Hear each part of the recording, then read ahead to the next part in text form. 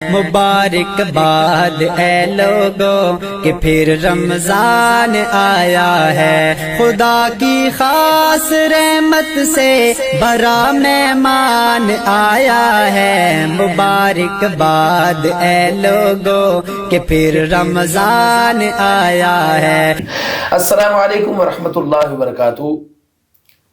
حضرات ناظرین، آپ کا میزبان محمد سلیمان الہی نیّر عالم رمضان پروگرام کے ساتھ آپ کی خدمت میں حاضر ہے۔ تو آج جس موضوع پر ہماری گفتگو ہوگی وہ ہے حرام کمائی کے ساتھ عبادات۔ تو ہمارے ساتھ جو مہمانان گرامی تشریف لائے ہیں اور جنہوں نے ہمیں جوائن کیا ہے، اس میں محترم جناب مفتی ڈاکٹر ثناء اللہ فاروقی صاحب حافظہ اللہ تعالی، جنہوں نے اپنے قیمتی اوقات میں سے ہمیں وقت دیا ہے القمر ٹی وی کو، اور اسی کے ساتھ مولانا حافظ امجد اسلام صاحب حافظہ اللہ۔ میں دل کی عطا سے دونوں مہمانان گرامی کا شکر گزار ہوں اور شکریہ ادا کرتا ہوں کہ وہ تشریف لائے۔ اور اسی طرح جنہوں نے ہمیں جوائن کیا ہے تلاوت قرآن فرقان حمید کے لیے، قاری محمد ابراہیم صاحب نے، اللہ تعالیٰ ان کے علم و عمل میں برکت عطا فرمائے۔ تو میں قاری ابراہیم صاحب سے ملتمس ہوں کہ وہ تلاوت قرآن فرقان حمید اپنے مخصوص انداز میں فرمائیں اور ہمیں سرور بخشیں۔ اعوذ باللہ من الشیطان الرجیم، بسم اللہ الرحمن الرحیم۔ قل هو الذی انشأکم وجعل لکم السمع والابصار والافئدہ قلیلا ما تشکرون۔ قل هو الذي ذرأكم في الأرض وإليه تحشرون۔ ويقولون متى هذا الوعد إن كنتم صادقين۔ قل إنما العلم عند الله وإنما أنا نذير مبين۔ فلما رأوه زلفة سيئت وجوه الذين كفروا وقيل هذا الذي كنتم به تدعون۔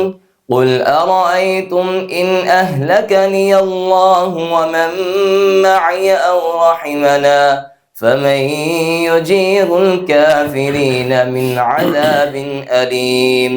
قل هو الرحمن آمنا به، قل هو الرحمن آمنا به وعليه توكلنا فستعلمون من هو في ضلال مبين۔ قل أرأيتم إن أصبح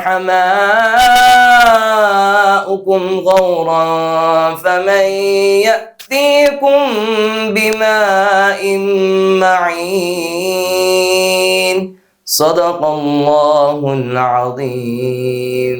جزاک اللہ خیر، ماشاء اللہ، لا قوت الا باللہ، رحمک اللہ، انعمک اللہ، اکرمک اللہ۔ اللہ تعالیٰ ان کے علم و عمل میں، ان کی صوت میں برکت عطا فرمائے۔ بہت ہی خوبصورت اور اعلیٰ ترین انداز میں قرآن مجید فرقان حمید کی تلاوت فرما رہے تھے قاری محمد ابراہیم صاحب۔ تو اب ہم اپنے پروگرام کی طرف چلتے ہیں ناظرین۔ عالم رمضان، جس کا آج کا ٹاپک عنوان موضوع جو ہے وہ ہے حرام کمائی کے ساتھ عبادات، کیا ان کی قبولیت ہے یا نہیں ہے؟ تو سب سے پہلے میں مولانا حافظ امجد اسلام صاحب کی خدمت میں گزارش کروں گا کہ قرآن و سنت میں حرام کمانے کی کیا وعید سنائی گئی ہے، کیا اس میں رہنمائی ہمیں ملتی ہے؟ جی، السلام علیکم ورحمۃ اللہ، الحمد للہ صلی اللہ علیہ رسول الکریم، اما بعد، اعوذ باللہ من الشیطان الرجیم، بسم اللہ الرحمن الرحیم۔ یا ایھا الناس کلوا مما فی الارض حلالا طیبا رب اشرح لی صدری ویسر لی امری۔ سب سے پہلے تو میں علامہ صاحب آپ کا شکریہ ادا کرتا ہوں، القمر ٹی وی والوں کا، انتظامیہ کا، جنہوں نے ہمیں خدمت کا موقع دیا ہے سبق سنانے کا۔ تو علامہ صاحب، قرآن و سنت میں اللہ تعالیٰ نے حرام بھی وعدے کیا ہے اور حرام بھی وعدے کیے ہیں۔ تو اللہ تعالیٰ فرماتے ہیں کہ اے لوگو، کھاؤ حلال میں سے اور شیطان کی پیروی نہ کرو، وہ تمہارا کھلا کھلا دشمن ہے۔ اب قرآن و سنت سے آپ نے پوچھا ہے تو اللہ تعالیٰ نے واضح طور پہ کہا ہے کہ حرام سے بچنا ہے اور جو حرام کردہ چیزیں ہیں ان کے بارے میں بھی اللہ تعالیٰ نے قرآن کریم میں فرما دیا ہے، انما حرم علیکم المیتۃ والدم ولحم الخنزیر وما اہل لغیر اللہ بہ، یعنی کہ مردار حرام ہے اور دم مسفوح حرام ہے، اور اسی طرح غیر اللہ کے نام کا ذبیحہ حرام ہے۔ تو اب ہم آتے ہیں اس بات کی طرف کہ بندے کو واضح پتہ ہے کیا حلال ہے کیا حرام ہے، اور سب پتہ ہے، اور اس کا فائدہ حلال کا یہ ہوتا ہے کہ تھوڑا بھی ہو تو اللہ تعالیٰ اس میں برکت ڈال دیتے ہیں، اور اگر حرام کی کمائی زیادہ بھی ہو، پہلے نمبر پہ تو علامہ صاحب بندہ ذہنی طور پہ مطمئن نہیں ہوتا، بالکل بھی مطمئن نہیں ہوتا۔ بندے کو پتہ ہوتا ہے میں نے کتنا حلال کمایا ہے اور کتنا حرام کمایا ہے، اور اسی کا دار و مدار عبادات پر ہے۔ اگر حلال کمائی ہوئی تو ہر قسم کی اللہ تعالیٰ عبادات کو قبول فرمائیں گے، اگر حرام ہوئی تو اللہ تعالیٰ اسے ضائع کر دیں گے۔ بس اس سے ہمیں دیکھنا یہ چاہیے کہ ہم آیا کہ ڈیوٹی ہماری 5 گھنٹے ہے 6 گھنٹے ہے، اگرچہ ہم ڈیوٹی سمجھ کے کر رہے ہیں تو وہ ہماری کمائی جو سیلری ہوگی وہ حلال ہوگی۔ اگر ہم اس میں سے ڈنڈی ماریں گے یا بغیر بتائے چھٹی کریں گے یا مطلب کہ کم ٹائم دیں گے اور سیلری کا پورا مطالبہ کریں گے تو آٹومیٹکلی وہ ہماری کمائی حرام ہو جائے گی، کوئی بھی شعبہ ہو۔ اچھا شیخ ثناء اللہ فاروقی صاحب حفظہ اللہ، آپ قرآن و حدیث سے ہماری کو اس میں رہنمائی فرما دیں، حرام کمائی جو ہے کیا کس تناظر میں اس کو قرآن و حدیث کے اندر بیان کیا گیا، سنیریو کیا ہے اس کا، لب لباب کیا ہے؟ الحمدللہ والصلاة والسلام علی رسول اللہ، اما بعد۔ سب سے پہلے تو میں آپ کا بھی شکریہ ادا کرتا ہوں، قمر ٹی وی کا بھی شکریہ ادا کرتا ہوں۔ تو حضرت حرام کی 2 قسمیں ہیں، ایک وہ حرام ہے کہ جو کھانے پینے کی چیزیں اللہ نے حرام کی ہیں، جس طرح حافظ امجد اسلام صاحب نے آیت بھی پڑھی، 4 بنیادی چیزیں ہیں، مردار، دم مسفوح اور لحم خنزیر اور جو غیر اللہ کی طرف منسوب کیا جائے۔ اب دوسرا یہ ہے، آگے اس کے ضمن میں اور بہت ساری چیزیں ہیں لیکن بیسک 4 چیزیں اللہ تعالیٰ نے بیان کی ہیں، تو یہ فی نفسی ہی حرام ہے، ٹھیک ہے۔ اب دوسرا ہے کہ ایسی چیزیں جو اللہ تعالیٰ نے حلال بنائی ہیں لیکن ان کے استعمال کے ذرائع یا ان کے حاصل کرنے کے ذرائع وہ ناجائز اور باطل ہیں، تو وہ حرام ہو جاتی ہیں، اس کو ہم کہتے ہیں حرام کمائی۔ جی جی، اللہ رب العالمین نے قرآن مجید کے اندر اس سے روکا ہے، یا ایھا الذین آمنوا لا تأکلوا اموالکم بینکم بالباطل، اے ایمان والو آپس میں تم ایک دوسرے کے مال باطل طریقے سے نہ کھاؤ۔ بہت سارے طریقے ہیں باطل کے، چوری کر لینا، ڈاکہ مار لینا، رشوت لینا، کرپشن کرنا، اور جس طرح حافظ امجد صاحب نے اشارہ کیا ہے کہ ڈنڈی مارنا۔ اب ڈنڈی مارنا ایک تو یہ ہوتا ہے نا کہ جس طرح انہوں نے یہ کہا کہ اپنی ڈیوٹی پوری نہ کرنا، یہ بھی ایک ڈنڈی قسم ہے، اور ایک یہ ہے کہ ناپ تول کے اندر کمی بیشی کرنا، وہ بھی ڈنڈی مارنا ہے، جس کے بارے میں اللہ تعالیٰ نے فرمایا ویل للمطففین، ہلاکت ہے، تباہی ہے، بربادی ہے ڈنڈی مارنے والوں کے لیے۔ الذین اذا اکتالوا علی الناس یستوفون، جب لوگوں سے لیتے ہیں تو پورا لیتے ہیں، وَإِذَا كَالُوهُمْ أَوْ وَزَنُوهُمْ يُخْسِرُونَ، جب تول کے دیتے ہیں یا ماپ کے دیتے ہیں تو کم کر کے دیتے ہیں۔ تو یہ بھی ڈنڈی مارنا یعنی ناپ تول کے اندر کمی بیشی کرنا، یہ بھی حرام کمائی ہے۔ اور اس کے علاوہ بھی بہت سارے ایسے ذرائع ہیں جو حرام سے ہتھیانا، ہاں جی، تو یہ حرام۔ ہاں ایک بات میں اور مزید اس میں ایڈ کرنا چاہتا ہوں، آج کل جو بہت زیادہ عام ہو چکا ہے، جس کو لوگ اپنی ہوشیاری سمجھتے ہیں، اپنے آپ کو سمجھتے ہیں کہ جی ہم نے تو بڑی چالاکی کی ہے، جی ہم نے تو ایسا کر دیا ہے، وہ کیا ہے کہ لوگوں کو باتوں میں الجھا کر، میٹھی میٹھی باتوں میں یا موبائل کے ذریعے آج کل جو ہوتا ہے فراڈ کیے جاتے ہیں، کسی کو میسج کیا جاتا ہے کہ جی میں آپ کا فلاں بول رہا ہوں، مجھے اتنے پیسوں کی ضرورت ہے، کسی کا نمبر ہیک کیا جاتا ہے واٹس ایپ، اور پھر میسج کیا جاتا ہے لوگوں کو اور لوگ پیسے بھیج بھی دیتے ہیں۔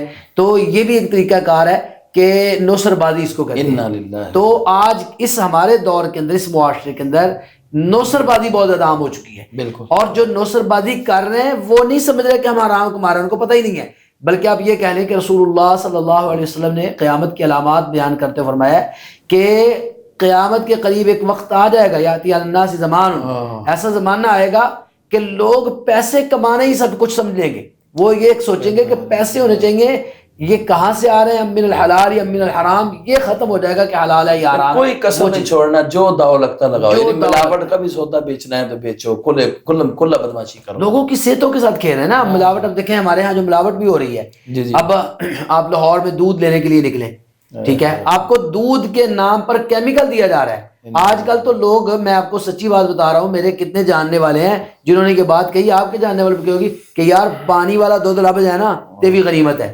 یعنی اس کو وہ سمجھتے ہیں کہ چلے کچھ نہ کچھ تو دودھ ہے. یہ جو انسانیت کے دشمن ہوئے نا، اگر ایک انسان کی بھی جان چلی جائے تو پوری انسانیت کی جان چلی جاتی ہے. تو یہ تو ایسا کیمیکل ملا دودھ بچوں کو پلایا جا رہا ہے جس سے اب دیکھیں نا ہاسپٹل بنے ہوئے ہیں، بیماریاں.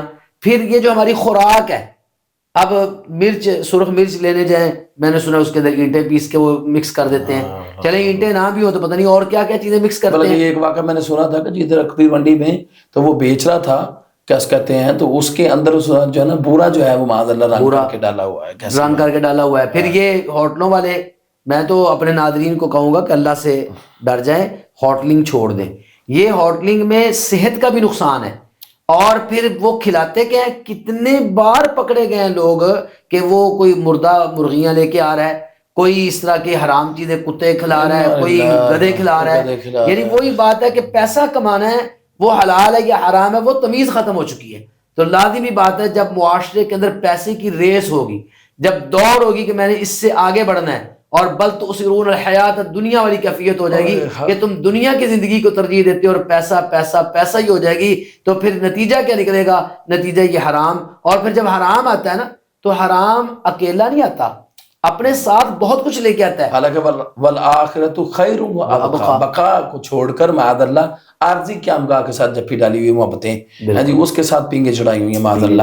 اچھا یہ بتائیے کہ جو کیا حرام کی کمائی جو ہے عبادت کی قبولیت میں رکاوٹ بنتی ہے، یا آپ سمجھتے ہیں کہ رکاوٹ جو ہے نا قرآن و حدیث اس کے بارے میں کیا رہنمائی فرمائے؟ دیکھیں علامہ صاحب، عبادت اللہ تعالیٰ نے ہم پہ فرض کی ہے، وما خلقت الجن والانس الا لیعبدون واعبد ربک حتی یأتیک الیقین.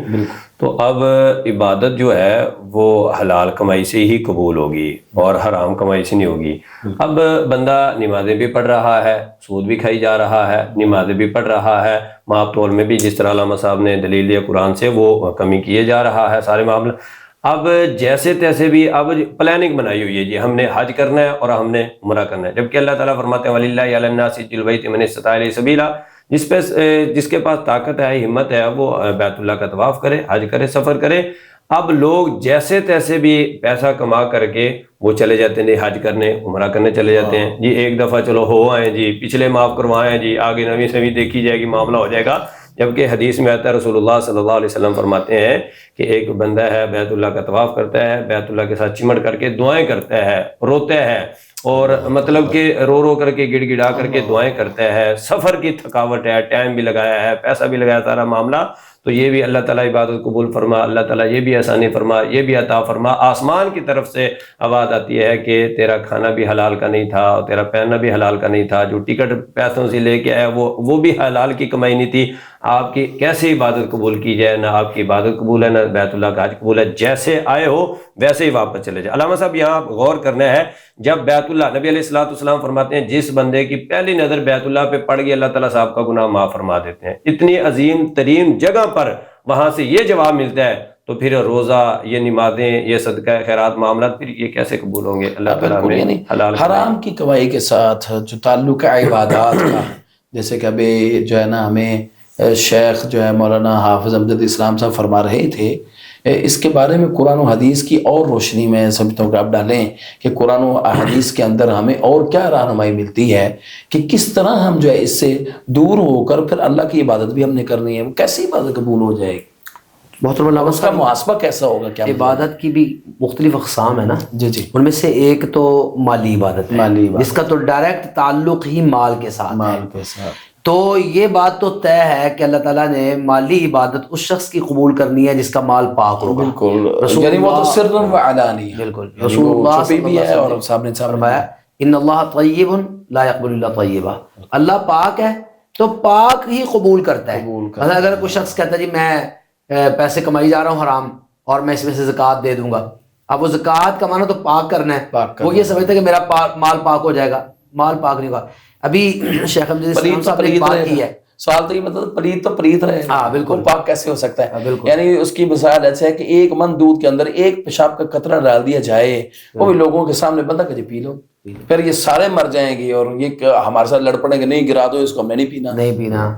یہ ابھی شیخ امجد صاحب بھی بات کر رہے تھے نا کہ دیکھیں یہ جو ہے نا حرام، جی جی، کہ انسان کہے جی میں حرام کھا کے عبادت کروں اور میری عبادت قبول ہو جائے، یا جس طرح انہوں نے بات کی کہ بندہ حج کے لیے جاتا ہے تو گناہ معاف ہوتے ہیں، یا عمرے کے لیے جاتا ہے گناہ معاف. بہت سارے لوگوں کو نا اس جگہ پر ایک غلط فہمی ہے، وہ یہ ہے کہ وہ یہ سمجھتے ہیں کہ جب ہم حج کر لیں گے نا تو ہمارے ساری گناہ معاف ہو جائیں گے، یا ہم عمرہ کر لیں گے یا رمضان کے روزے رکھ لیں گے جیسے غفر لہ ما تقدم من ذنبہ. تو بات یہ ہے کہ ہمیں یہ سمجھنا ضروری ہے کہ جو گناہ عبادات سے معاف ہوتے ہیں وہ صغیرہ گناہ ہے. کبائر کا ارتکاب کرنے والا ان تجتنبوا کبائر ما تنہون عنہ نکفر عنکم سیئاتکم، اللہ کہتے ہیں ہم تمہارے گناہ وہ تب مٹائیں گے ان تجتنبوا کبائر ما تنہون عنہ، جب کبائر کا ارتکاب چھوڑو گے. تو اب ہمارے ہاں کیا ہوتا ہے، ہم سمجھتے ہیں کہ حج کرنے سے گناہ معاف، تو اس کا مطلب ہے ہماری حرام کمائی ہوئی دولت جو ہماری غلطی یہ بھی معاف ہو جائے گی. ایسا نہیں ہے. آپ کسی کا حق غصب کرتے ہیں، مجھے یہاں پر صحیح مسلم کی حدیث یاد آ گئی ہے، رسول اللہ صلی اللہ علیہ وسلم نے فرمایا اتدرون ما المفلس، آپ جانتے ہیں میری امت کا غریب کون ہے؟ تو انہوں نے کہا جی ہمارے نزدیک تو غریب وہی ہو سکتا ہے نا، اللہ درہم لہ ولا دینار لہ، جس کے پاس درہم و دینار نہیں ہے، پیسے نہیں ہیں، اچھے کپڑے نہیں ہیں، اچھا جوتا نہیں ہے.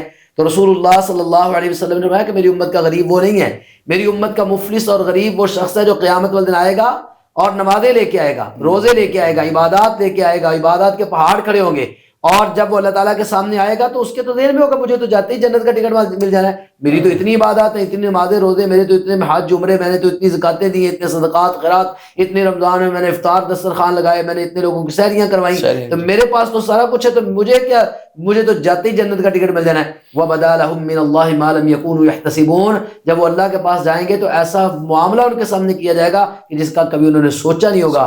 اور وہ معاملہ کیا ہوگا؟ عاملۃ ناصبہ تصلیٰ نارا حامیہ، عمل کر کر کے تھک گئے ہوں گے اور جہنم کا ایندھن بن جائیں گے. اور اس کی وجہ کیا ہوگی؟ رسول اللہ صلی اللہ علیہ وسلم کے ساتھ اس نے حرام کمایا ہوگا، لوگوں پر ظلم کیے ہوں گے، لوگوں پر زیادتیاں کی ہوں گی، لوگوں کے حق غصب کیے ہوں گے، تو وہ مظلوم بھی کھڑے ہوں گے. اب وہ سارے مظلوم کھڑے ہیں اللہ تعالیٰ کے سامنے فریاد لے کر، کوئی کہہ رہا ہے جی قد ضرب ھذا، اس نے مجھے مارا ہے، کوئی کہتا ہے شتم ھذا، گالی دی ہے، کوئی کہتا ہے سفک دم ھذا، اس نے میرا خون بہایا، کوئی کہتا ہے جی اکل مال ھذا، میرا مال کھا گیا تھا ناجائز. اور پھر اللہ تعالیٰ فیصلہ کیا فرمائیں گے؟ اس کی نیکیاں، اس حاجی صوفی صاحب کی ہوئی نیکیاں اٹھا کے ان لوگوں کو دے دی جائیں گی، اور پھر بھی اس کے پاس مظلوموں کے حق کبھی باقی ہوں گے، وہ حق پورے نہیں کر سکے گا. تو اللہ کہیں گے اب فیصلہ کیسے کریں؟ اب لوگوں کے کیے ہوئے گناہ، اپنی کی ہوئی نیکیاں لوگوں کو دے کے، اور پھر طرحت علیہ، لوگوں کے کیے ہوئے گناہ اپنے سر پہ اٹھا کے ثم طرح فی النار، اس کو جہنم کے اندر پھینک دیا. عبادات کہاں گئی؟ وہ تو ساری عبادت ضائع ہو گئی، برباد ہو گئی، صدقہ ختم ہو گئے. تو یہ یاد رکھنا چاہیے ہمارے ناظرین کو کہ جو عبادات سے گناہ معاف ہوتے ہیں وہ صرف صغیرہ گناہ ہے. حقوق اللہ کے اندر اللہ تعالیٰ جس کو چاہتا ہے معاف کر دیتا ہے. حقوق العباد کا معاملہ، مثلا کسی کا حق کھایا ہوا ہے، ٹھیک ہے، تو اس کی توبہ طریقہ کیا ہے؟ اب یہ جب ہم کہتے ہیں توبہ سے معاف ہو جاتے ہیں، ٹھیک ہے، کبیرہ گناہ بھی توبہ سے معاف ہو جاتے ہیں. اب کبیرہ گناہ توبہ سے معاف ہو جاتے ہیں تو توبہ کی شرائط کیا ہیں؟ یہ ہم بتاتے ہی نہیں ہیں.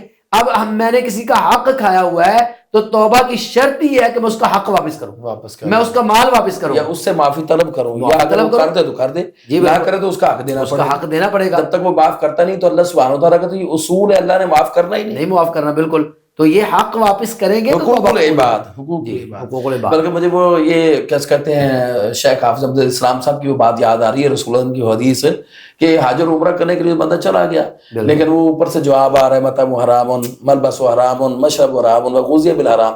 یعنی حرامی جسم جو ہے، یعنی حرامی شخص جس کا جسم ہی حرام سے پلا ہوا، اللہ سبحانہ و تعالیٰ تو واضح طور پہ کہہ رہے ہیں کہ تیرا کھانا حرام کا، تیرا جو احرام باندھا لباس حرام کا، تیرا پینا حرام کا، تیرا جسم حرام کا. یعنی کئی عقائد کے باطل لوگ یہ بھی کہتے ہیں نا کہ مجھے تو حضور نبی اکرم صلی اللہ علیہ وسلم مدینے والے نے بلا لیا، یعنی چلو یہ بھی ٹھیک ہم کہتے ہیں کسی حد تک. اچھا جی اللہ نے بلا، اللہ حرامی لوگوں کو بلائے گا، یا اللہ جو ہے وہ معاذ اللہ کے نبی صلی اللہ علیہ وسلم حرامی شخص کو بلائیں گے جس کی کمائی کا ذریعہ یہ حرام ہے؟ تو کیسے اس کی دعا فَأَنَّىٰ يُسْتَجَابُ لِذَٰلِكَ حدیث کے الفاظ کہ اللہ تعالیٰ تو اس کی کسی چیز کو قبول کرے گا ہی نہیں، وہ حد ہی نہیں ہے. میں یہ کہتا ہوتا ہوں کہ وہ بارڈر ہے، بارڈر، بالکل، یعنی بارڈر ہے، اس کے بعد تو رہی کچھ، اس کے بعد جہنم ہے. یہاں اگر وہاں اللہ معافی نہیں دیتا تو پھر تو بندے کو اس کی چوکھٹ پر تب تک پڑے رہنا چاہیے جب تک اس کو تسکین دل نہ ہو جائے کہ لگتا ہے مجھے معاف کر دیا گیا. اور اس حدیث کو علامہ صاحب آپ دیکھیں گے نا تو اس میں جو اللہ کے رسول صلی اللہ علیہ وسلم نے باتیں بیان کی وہ بھی قابل، اس سے پہلے کی والی بھی قابل قبول. یہ جو اللہ کے رسول صلی اللہ علیہ وسلم نے کہا ہے کہ اس کے بال خاک آلود ہوں گے اور یہ سارا، یہ سفر کی نشانی ہے. سفر کی نشانی ہے. سفر کے اور اندر یہ میں یہ سمجھتا ہوں کہ اس وقت کے سفر کے حضور نے باتیں کی ہیں جب پیادہ، جب خچر پر، گھوڑے پر، گدے پر جاتے تھے اور سفر کرتے تو اشعث اغبارا، یعنی مراد ہے اس کے بال بکھرے، اس کے اوپر جو ہے گرد آلود ہے، پسینے سے شرابور ہے، سمیل آ رہی. بغیر حدیث کے الفاظ سے سمیل آتی، لیکن اس کے باوجود اللہ کے ہاں اس کی کوئی نیکی، کوئی عبادت. لیکن اس میں دیکھیں علامہ صاحب، دیکھیں نا اب سفر کا ذکر کیوں کیا ہے؟ اس لیے ذکر کیا ہے کہ سفر کے اندر دعائیں زیادہ قبول ہوتی ہیں. دعائیں زیادہ قبول. پھر رسول اللہ صلی اللہ علیہ وسلم نے جی بیت اللہ کا ذکر کیا ہے. بیت اللہ وہ جگہ ہے جہاں دعائیں قبول. اب دیکھیں حالت وہ جہاں دعائیں قبول ہوتی ہیں، وہ جگہ ہے بیت اللہ جہاں دعائیں قبول ہوتی ہیں. اور پھر الفاظ اس کے جو بولے ہیں اے ربی، اے ربی، اور یہ ربی کا جو لفظ ہے نا رسول اللہ صلی اللہ علیہ وسلم، جو بندہ 3 بار اللہ کہتا ہے نا ربی ربی ربی، اللہ کہتا ہے میرے بندے اب تو مانگ جو مانگے گا میں عطا کروں گا. حالت بھی قبولیت والی، جگہ بھی قبولیت والی، الفاظ بھی قبولیت والے. لیکن اللہ کہتے ہیں فَأَنَّا يُسْتَجَابُ لَكَ، کیسے قبول کروں؟ کیوں؟ حرام کھاتا ہے. جہاں ایک نماز 1 لاکھ کے برابر ہے. اللہ اکبر. اور وہ 1 لاکھ جو 27 نمازوں کا اجر ہے 27 لاکھ. بالکل سمجھیں کہ وہ 1 لاکھ کو پھر 27 سے ضرب دیں تو کتنے، یعنی کتنے لاکھ کا یہ اجر ہے. یعنی گویا کہ ناظرین سن لیں، رشوت خور، سود خور، حرام خور، دلال، دوسروں کا مال غصب کرنے والا، دھوکے باز، ملاوٹ کرنے والا، جو ہے وہ ناپ تول میں کمی کرنے والا، کوئی اس کی عبادت اللہ کی بارگاہ میں قبول نہیں. حج اور عمرہ قبول نہیں ہے تو یہ پاکستان میں ہو یا وہ جو نام ایشیا میں ہو یا جناب وہ امریکہ میں ہو یا دنیا کے کسی کونے میں بھی ہو، وہ بر صغیر میں ہو، وہ بھارت میں ہو، اس کی وہاں عبادت جب اللہ اپنے گھر میں بیت اللہ میں قبول نہیں کر رہا تو یہاں کیسے قبول کرے گا؟ کیا یہ ہے کہ کیا حرام کمائی، یہ جو اولاد کی زندگی ہے، جیسے اللہ نے قرآن کے اندر فرمایا انما اموالکم واولادکم فتنہ. تو یہ بتائیے کہ زندگی جو ہے ان کی زندگی پر اخلاق جو ان کا ہے، بیہیویئر ہے، اس پر جو ہے اس کا اثر جو ہے نا وہ چڑھتا ہے، اس کا رنگ چڑھتا ہے حرام کی کمائی کا. اللہ اکبر. علامہ صاحب آپ نے سوال بہت اچھا اٹھایا ہے. تو پہلے تو ہمارا تجربہ نہیں تھا، جیسے جیسے میدان میں اترے ہیں، فیلڈ میں اترے ہیں، تو ہمیں اب پتہ چل گیا ہے کہ حرام کی کمائی سے جن بچوں کی پرورش ہوتی ہے، اللہ معاف کرے، اللہ معاف فرمائے، اللہ تعالیٰ ہم سب کو حلال کمانے اور کھانے کی توفیق نصیب فرمائے. آمین. اور بچے علامہ صاحب منہ پہ جواب دیتے ہیں، ہم نے دیکھا ہے.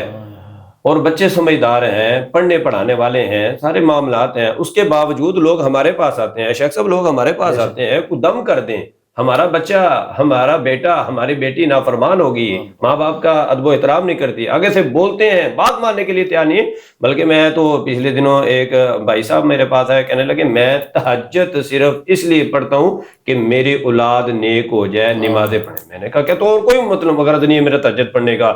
اللہ معاف فرمائے شیخ صاحب، ہم نے یہ زندگی میں تجربہ، آپ اس کے برعکس دیکھیں، وہ محنت مزدور کرنے والا، ہمارے پاس مدرسے میں بچے آتے ہیں، ہم دیکھتے ہیں اور قرآن پڑھتے ہیں، اس طرح اچھے انداز سے پڑھتے ہیں، ان کا کیا لیول ہے. وہ جب ان کا بیک گراؤنڈ دیکھتے ہیں نا، ہم پوچھتے ہیں پاپا کیا کرتے ہیں، والدین کیا کرتے ہیں، وہ کہتے ہیں یہ محنت کا شے، یہ محنت کر کے مزدوری کر کے ہمیں پالتے ہیں. تو با اخلاق، با ادب الحمدللہ علم کا لیول بھی بڑا ہوتا ہے. اس کے برعکس دیکھیں، ایک بندے کو پتہ ہی نہیں ہے کہ کہاں سے آ رہی ہے، کہاں سے جا رہی ہے، کمائی کیسے آ رہی ہے، وہ بچوں پہ اثر پڑتا ہے.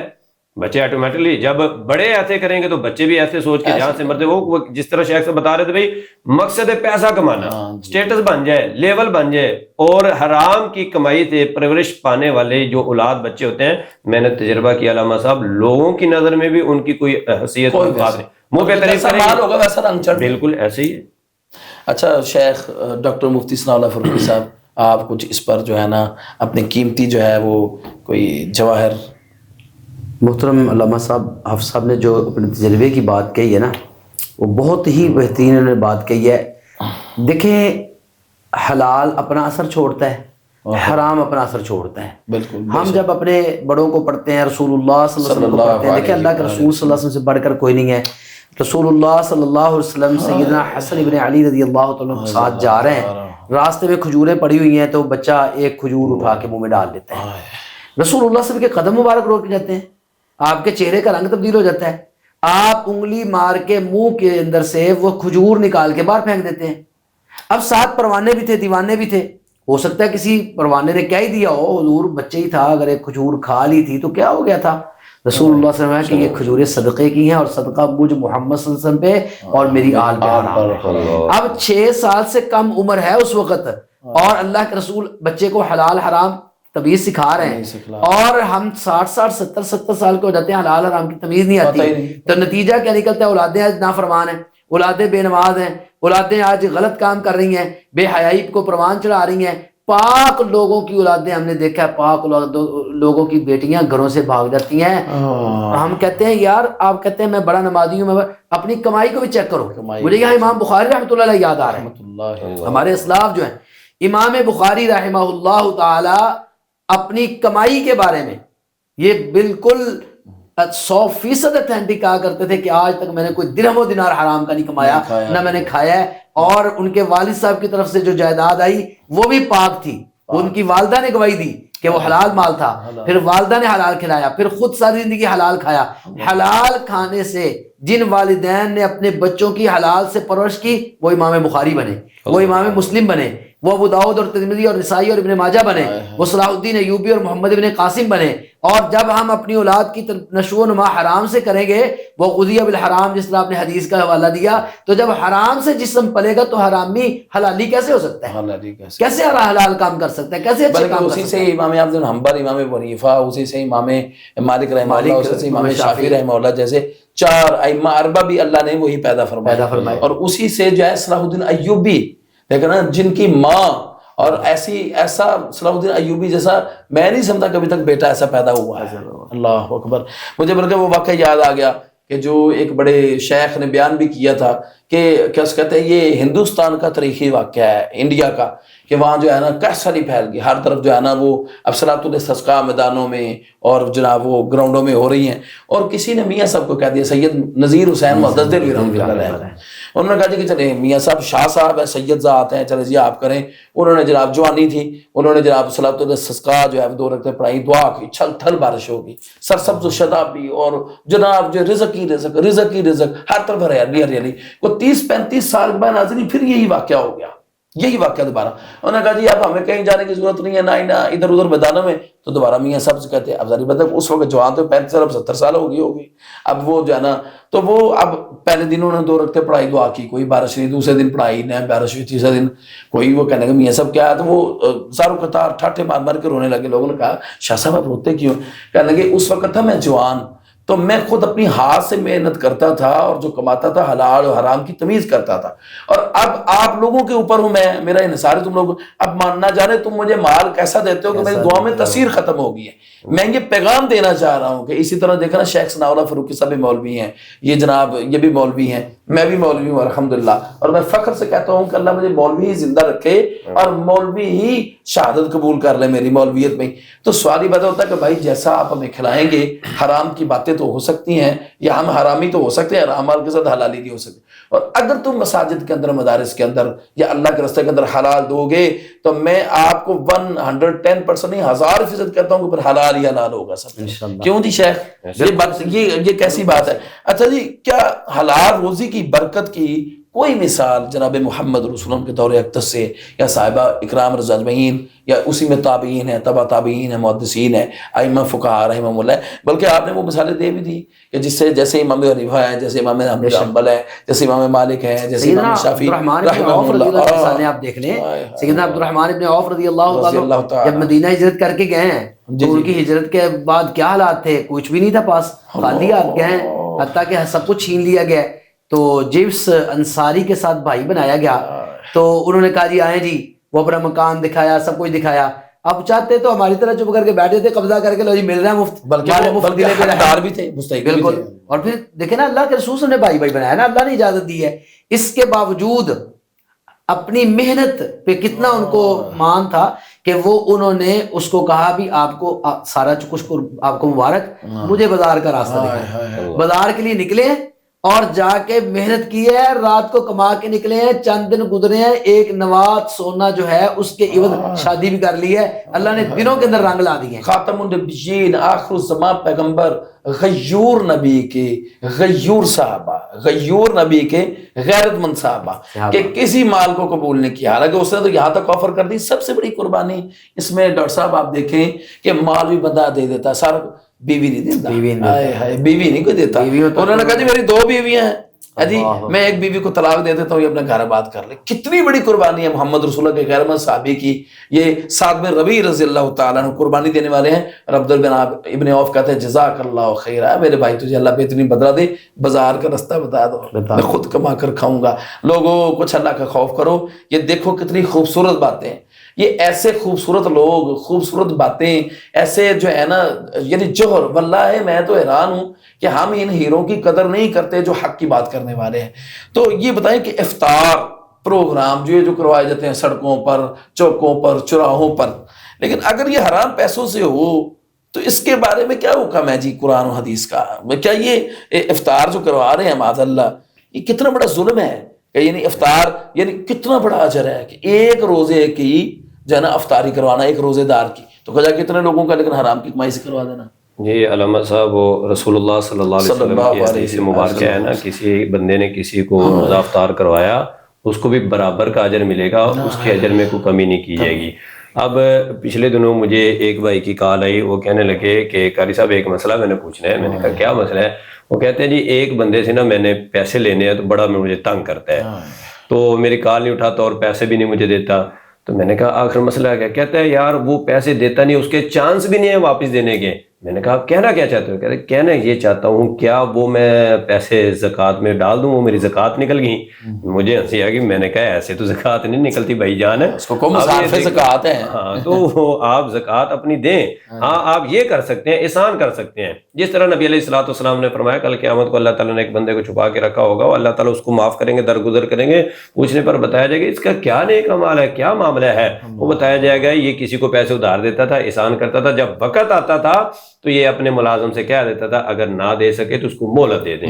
یہ بندوں کو معاف کرتا رہا ہے تو آج میں رب رحمان اس کو معاف کروں گا. میں نے کہا یہ احسان کرتا ہے نہیں. پھر میں نے کہا زکوٰۃ جو آپ کی بنتی ہے نا, وہ زکوٰۃ دینے سے مال پکیزہ ہوتا ہے, زکوٰۃ دینے سے. اب افطاری کا معاملہ دیکھ لیں, اور بندہ یہ نہیں سوچتا کہ میری کمائی کیسے ہے کیسی نہیں ہے, کیا معاملہ کیا نہیں ہے.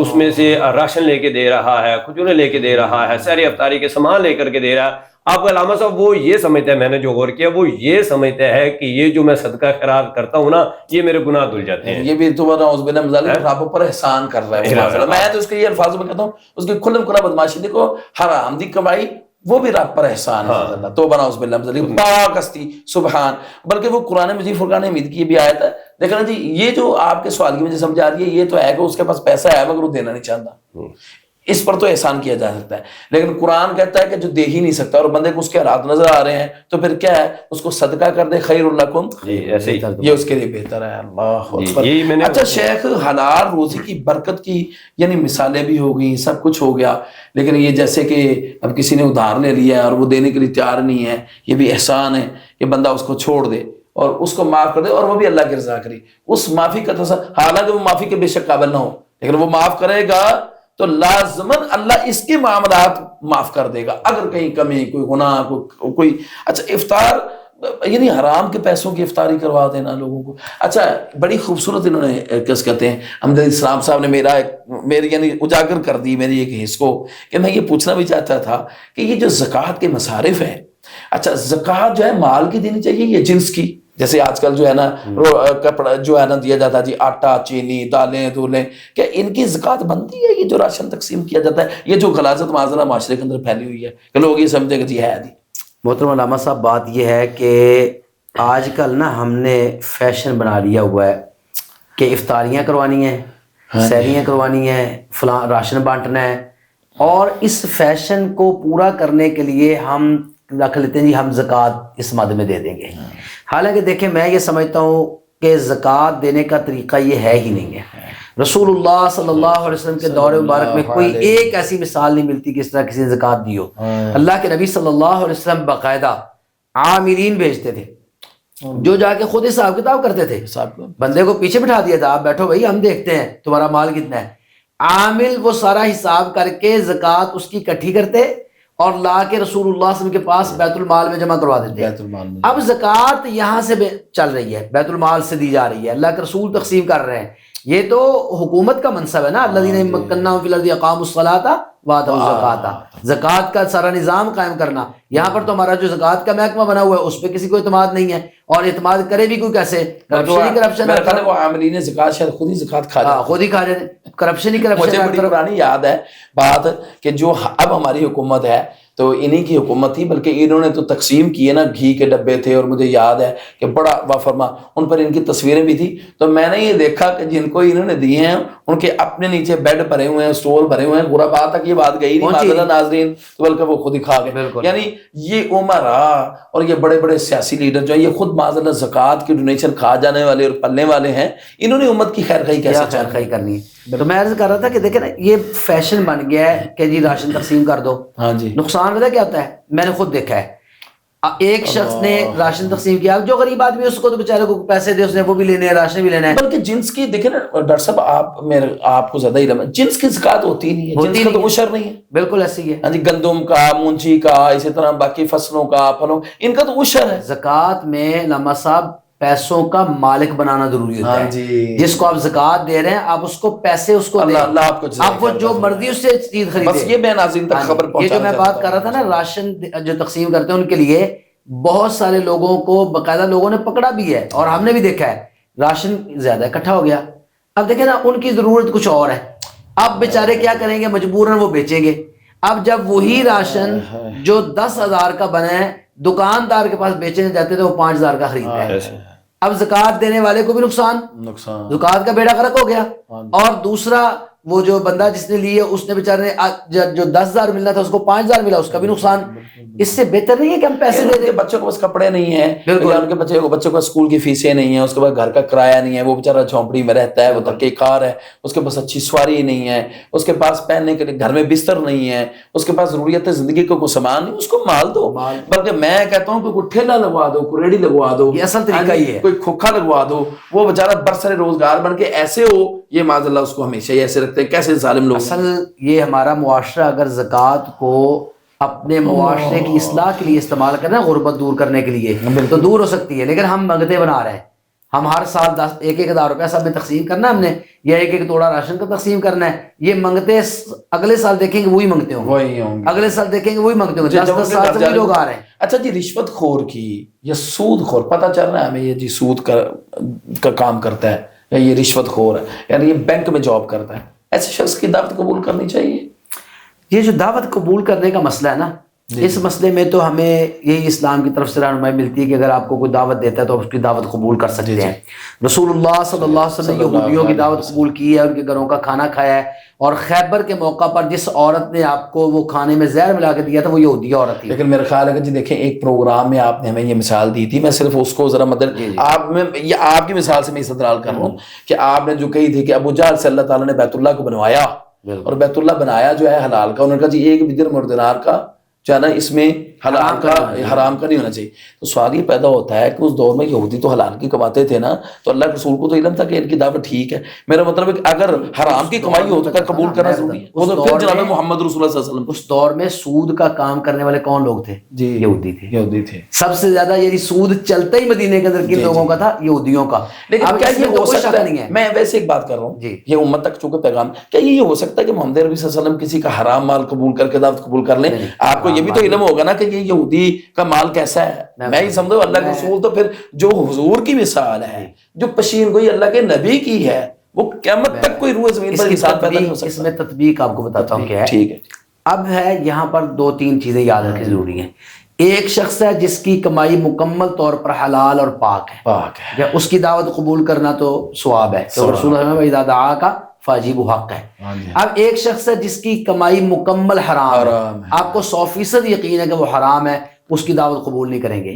اب ایک درمیان میں تیسرا شخص آ جاتا ہے جس کے بارے میں پتہ نہیں ہے، کچھ کمائی حلال کی ہے، کچھ حرام کی ہے، یا مشکوک ہے، یا کچھ طرح کا معاملہ ہے. تو ایسا جو درمیانہ شخص ہے نا اس کی دعوت قبول کی جائے. شریعت یہ نہیں کہتی فلیطرح الشک کا، نہیں وہ فلیتر شک اپنی یقین کمائی پر میں بنا. نا. میں صرف دیکھیں میں صرف آپ سے معذرت توبہ نعوذ باللہ من ذالک میں آپ میرے بڑے میں یہ چاہتا ہوں کہ ادھر جو ہے نا مکمل ایک ڈیٹیل کے ساتھ لوگوں تک تفصیل پہنچنی چاہیے. میں چاہتا ہوں کہ جو ہے نا بال بھی نکال لیا جائے اگر وہ حرام کا ہے تو. یعنی ہمیں دیکھیں نا فریضہ شک کا مطلب ہمیں یقین پر بنا رکھنی چاہیے, حلال پر بنا رکھنی چاہیے. اگر مشکوک ہو جائے تو چھوڑ دیں. جو ہے نا یہ ہے تو نماز کے متعلق نا, لیکن میں آپ کو دوسری حدیث سناتا ہوں جس میں شک کے بارے میں صحیح مسلم کی حدیث ہے نا کہ رسول اللہ کہ ان الحلال بین و ان الحرام بین, حلال بھی واضح ہے حرام بھی واضح ہے, وبینہما مشتبہات, اس میں کچھ چیزیں مشکوک ہیں, مشابہ پتہ نہیں چلتا, لا یعلمون کثیر من الناس.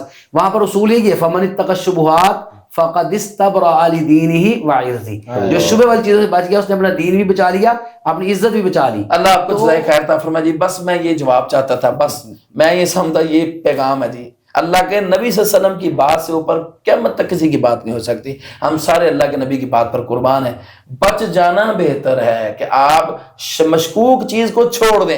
آپ نے اپنا دین بھی بچا لیا, آخرت بھی بچا لی. لہذا وہ اللہ کے نبی تھے اور اللہ کے نبی کو علم تھا کہ میں جس کے گھر جا رہا ہوں وہ کیا ہے. ہمیں نہیں علم, اور ہمیں اگر علم ہو جائے پتہ چلتا ہے اور شک ہے کہ بندے کا رزق مجھے نہیں لگتا صحیح ہے, تو میں تو کبھی بھی واللہ اس حدیث پر عمل کرتا ہوں, کبھی زندگی میں نہیں کھاؤں گا. اللہ ہمیں عمل کی توفیق عطا فرمائے. ناظرین آج کا پروگرام تھا حرام کی کمائی کے ساتھ عبادات کا تعلق, کہ وہ اللہ کی بارگاہ میں قبول ہیں یا نہیں ہیں, تو ہم نے سن لیا.